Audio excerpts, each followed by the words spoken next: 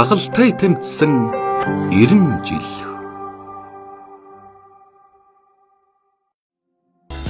Зоон нутгийн өвчин судлалын үндэсний төвийн лавлгаа лаборатори нь байгалийн голомт хяналтын шинжилгээ, тархур судлалын хяналтын лабораторийн шинжилгээ, зоон нутгийн халдварт өвчний хүний өвчлөлийн лабораторийн онцлогоо,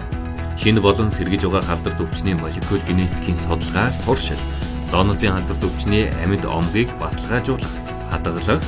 нянгийн болон вирусын шалтгаанд өвчний молекул биологийн онцлогоо,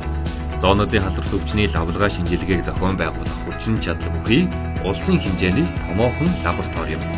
Мөн эрүүл мэндийн сайдын 2021 оны 3 дугаар сарын 4-ний өдрийн А976 дугаар тушаалын дагуу нийслэлийн хэмжээнд шинэ коронавирус талбарын шинжилгээ хийж байгаа 11 эрүүл мэндийн байгууллагын молекул биологийн лабораториуд өдөрт 19 мянган зорилт шинжилгээ хийхээр зохион байгуулалт хийгдсэний дагуу зоон нутгийн өвчин судлалын үндэсний төвийн вирус судлалын лабораторид өдөрт 2000 орчим зорилт хүлээн авч шинжилгээний хариу 24 цагийн дотор гарган ажиллаж байна.